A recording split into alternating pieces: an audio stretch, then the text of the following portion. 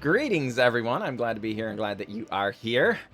Today, we are further advancing our idea behind some of the packages that you can use to construct various forms of decks.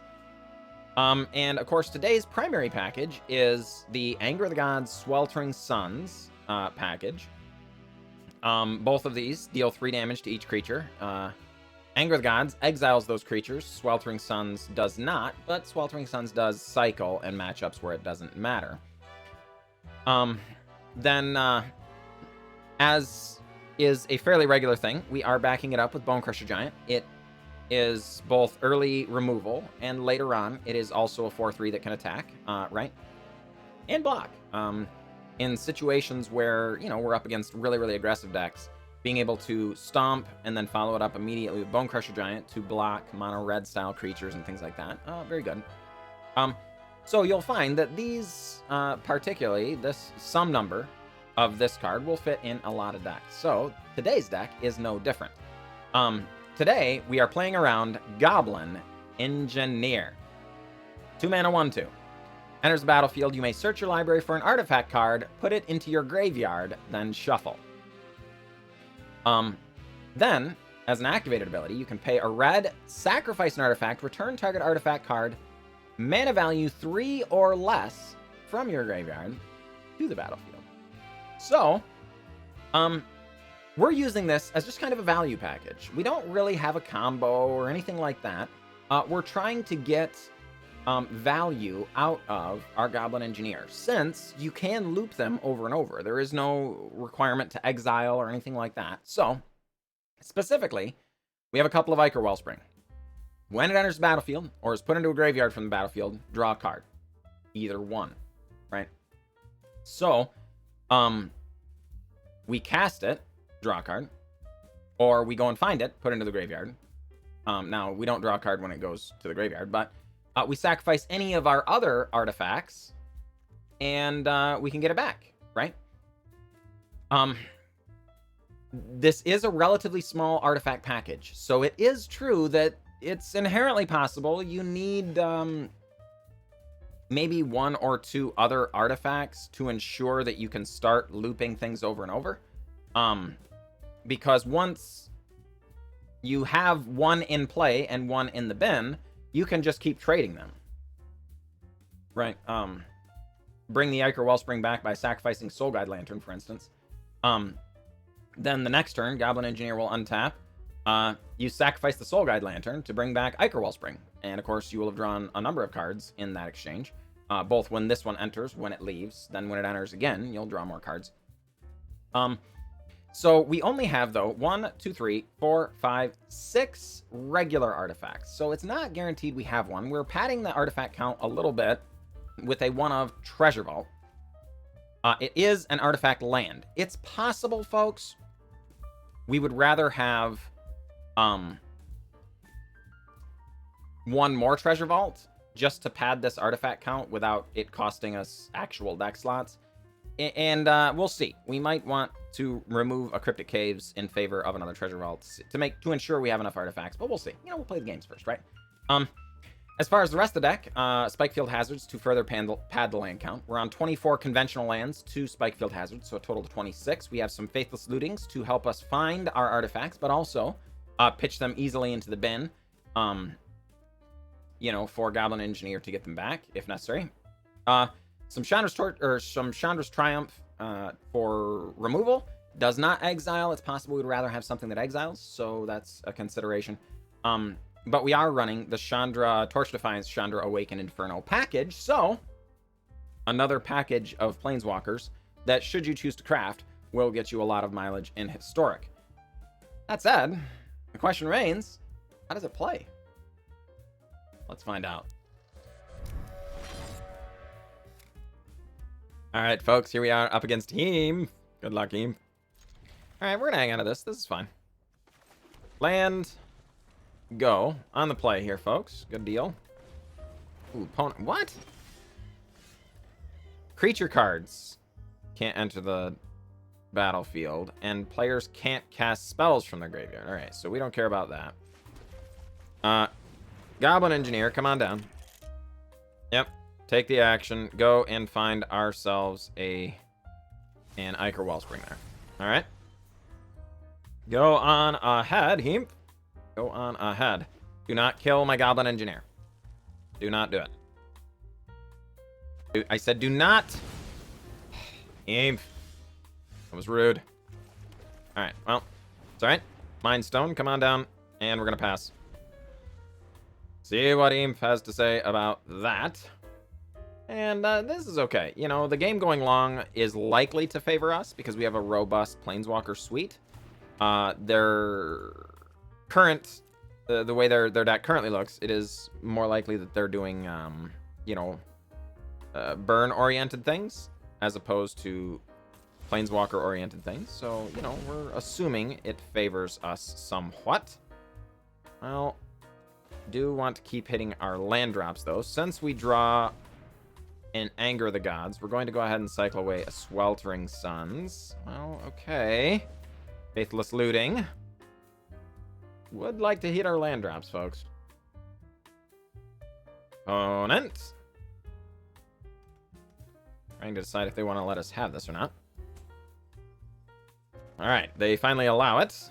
Alright, these things are fine. Yeah, let's get rid of those. We're going to hang on to the Anger of the Gods just in case there is a creature-based matchup in our future that we didn't, you know, they're just maybe having an awkward draw. We want to be prepared for that. The two Bonecrusher Giants and the Anger of the Gods, though, they do seem to, you know, I think that helps us prepare for that eventuality if it is that. Alright, well, Torbran. Our opponent is doing something spicy here, and I do like it, but I do not want to allow it. Alright. Land, go. Roiling Vortex. Go on ahead. Yeah, we just keep taking our damages here. Hey, Chandra Awakened Inferno. Don't mind if I do. Come on down. We're going to go ahead, go up. Opponent now has an emblem to contend with. Their Roiling Vortex, combined with our emblem, means they're taking 2 damage per turn. We are still taking 1 damage per turn, though, which is nothing to trifle with. Alright, opponent on 5 mana, Grafdigger's Cage and Roiling Vortex, and 4 cards in hand. What say you? They scoop! Alright, so as we expected, our opponent doing more burn-oriented things. For the record, I love the Roiling Vortex Torbran thing, and I think they were doing a very, very cool thing. The issue is we were I think we were prepared for what they were up to there, and gives us a really good chance. Now, admittedly, if they had gotten down another Torbran, like, this turn, and we were forced to react to it, then maybe they could burn our Chandra in response and stuff, and maybe have a chance. The problem is this emblem doesn't go away, right? And presumably their Roiling Vortex doesn't go away. So they're taking already to a turn. So unless they were also then, you know, that would take, presumably, even if those things came together, that would take all of the cards with this turn and probably most of the upcoming turn as well. So even if these things did work out ideally for them, it would be very, very difficult for them to actually still win. If, and presumably since they scooped, they couldn't, handle Chandra before we untap, getting that 3rd emblem, 3 damage a turn is just brutal. They're just going to be... it would be difficult to envision a scenario where they could come back to that from that under any circumstances. So, scooping up, I think pretty reasonable. GG, opponent, GG. Alright, folks, here we are up against 9th House Disciple. Alright, good luck, 9th House Disciple.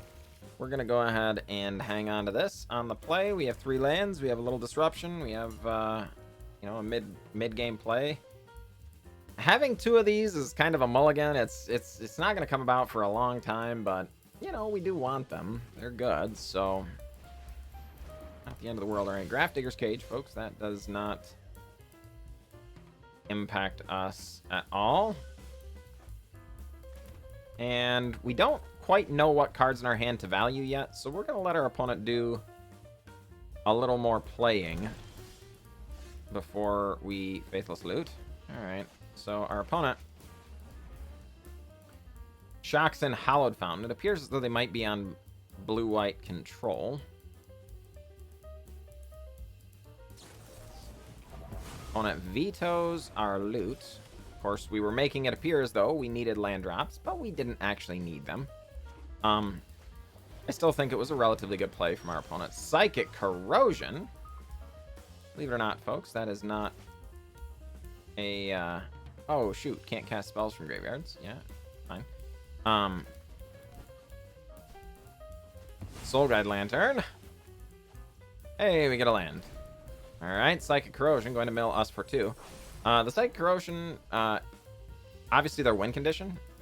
So that's... It's a bummer that they've got it in play. But it will help us a little bit as far as filling our graveyard for our goblin, right? Don't counterspell me, please. Oh boy, they don't. That much is very good indeed. So I guess we're just gonna go up.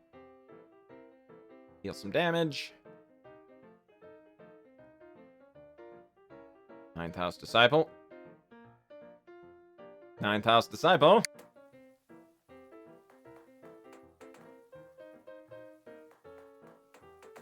Alright, so we decline to cast the Faithless Looting. Opponent takes 2.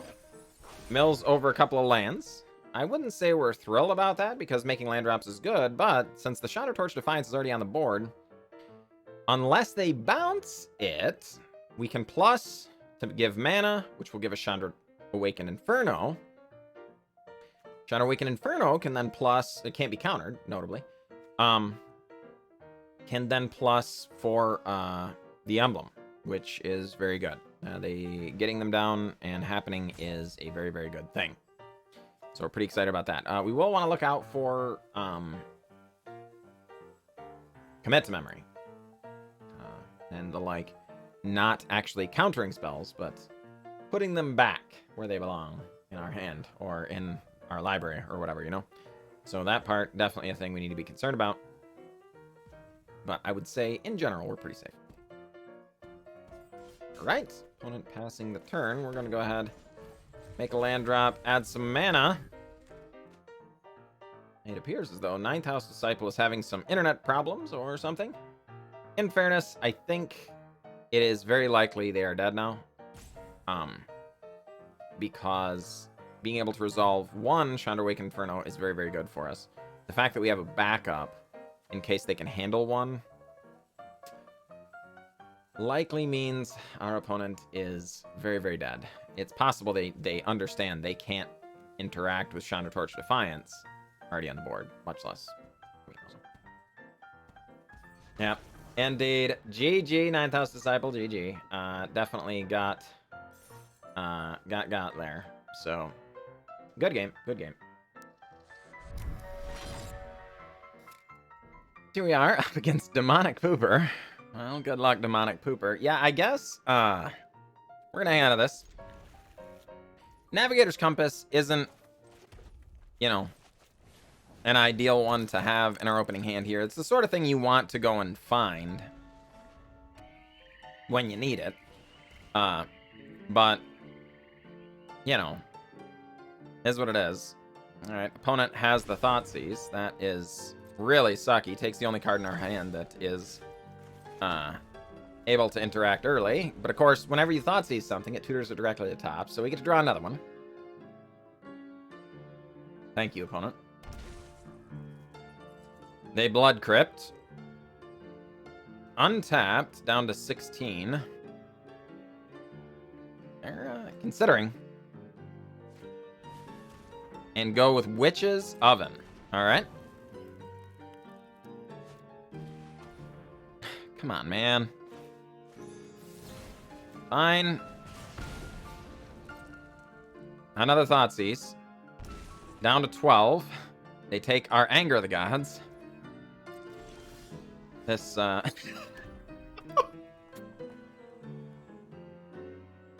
I was going to say this stinks, because it does. You know, whenever your opponent has multiple hand disruption spells, it feels really, really bad, you know? They just tearing our hand apart. And since we're on the play, we don't even get to the first draw card, so they're already a card up. But the fact that they tutored an Anger of the Gods to the top is kind of nice. All right. Well, our turn. We're going to go ahead and land. Attack with Bonecrusher. Our opponent very unlikely to, prevent that. They do not. I think we're going to hold on. We're going to risk it a little bit here with the Anger of the Gods. I can't imagine, they would have to be very fortunate indeed to have more Thoughtseizes. All right, well, Pollen Familiar. Sure. Gilded Goose. Sure. Alright, opponent. Sacrifices. Things our face. Gets a food. Brings back Cauldron Familiar. Pings our face. Yeah. Well. We're going to Spikefield Hazard and exile it. Get pinged. Get attacked. Down to 16. Alright. Gonna attack in. Opponent drops to 6. We play our land and pass. Opponent has a Haunted Ridge up to 5 mana. Gilded Goose gonna make a food. No, just cashes in the food.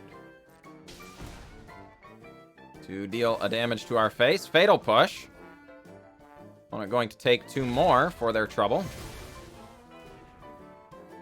This is kind of perplexing to me, folks. I don't know why they went about it that way. They could have just paid to sacrifice, you know?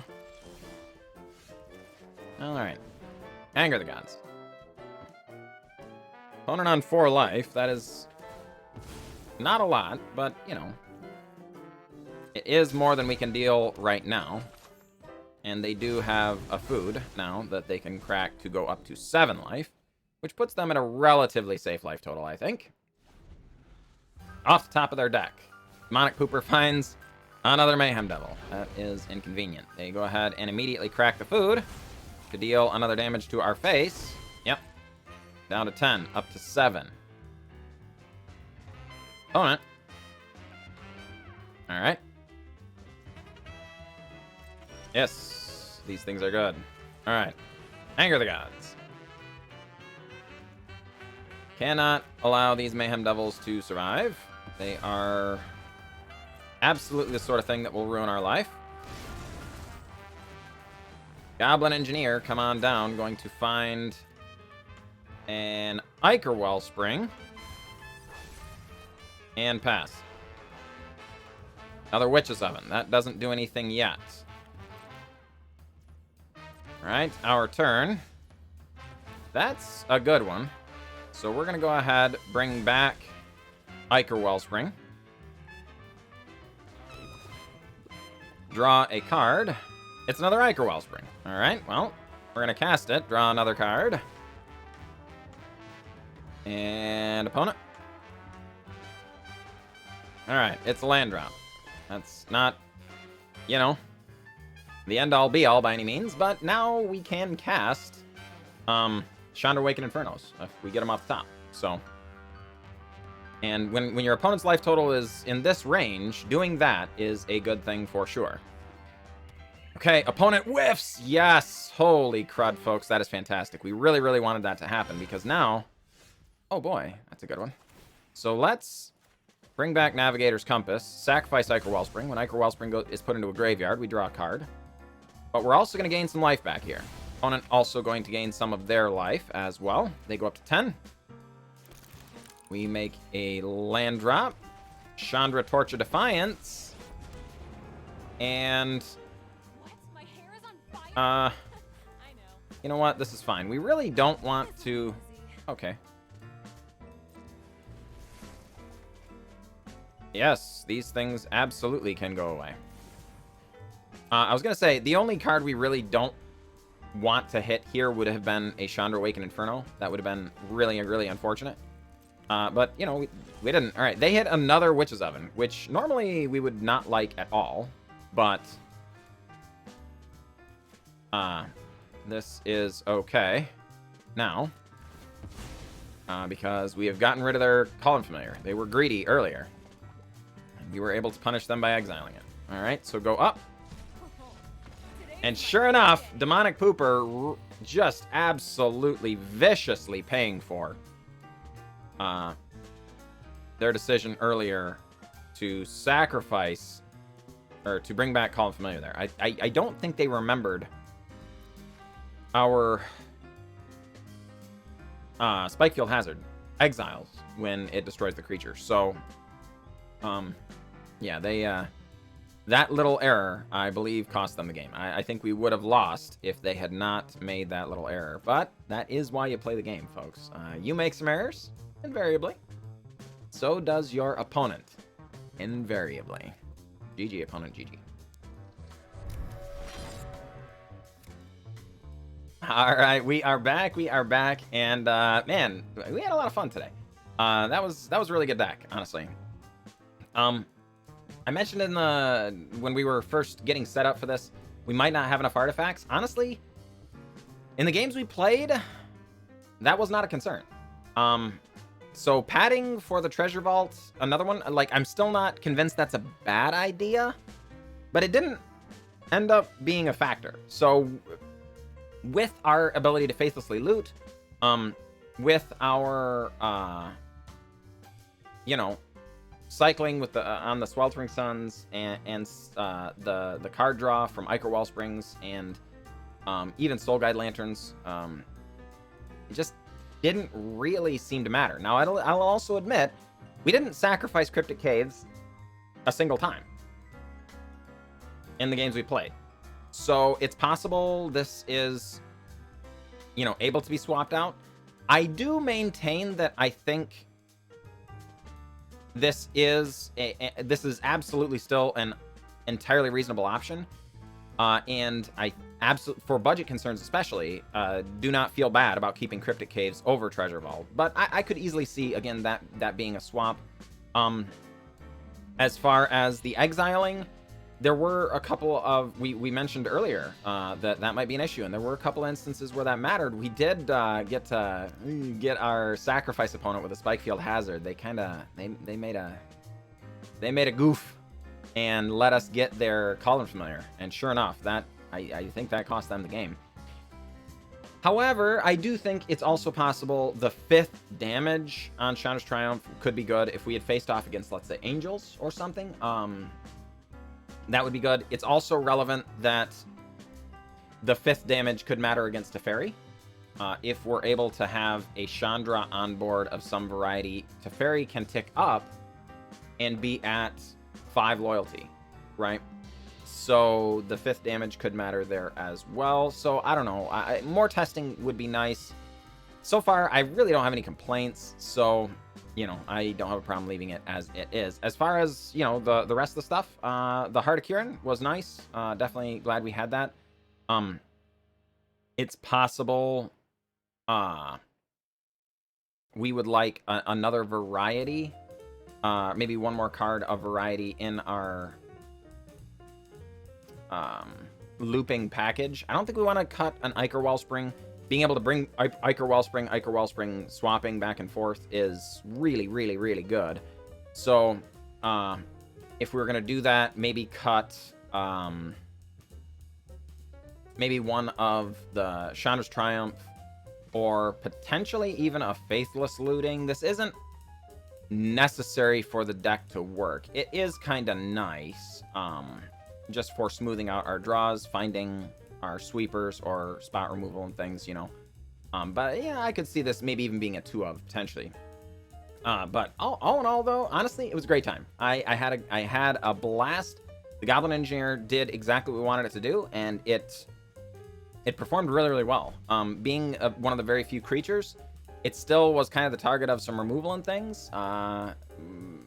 But you know, there were several times where we just absolutely went off with it, and you know, absolutely cannot complain. So, what do you do? Had a great time. As far as, would I put my stamp of approval on this deck to build? Like, actually spend your wildcards on? Yeah. Yeah, absolutely. Again, at the very least, this whole package here, all of these Chandras, all of the Sweltering Suns, and Bonecrusher Giants and stuff, these are all cards you can get a lot of play out of and do very well with. The things that go on down here can change quite a bit, and you can still win a lot of games in Historic with this. So I actually think this is a relatively low investment of wildcards when you consider the amount of play you can get out of these. So honestly, not only do I give my stamp approval, I think it would be a very wise craft, all things considered. So with that being said, I do want to wish you a fantastic day, and I will catch you next time.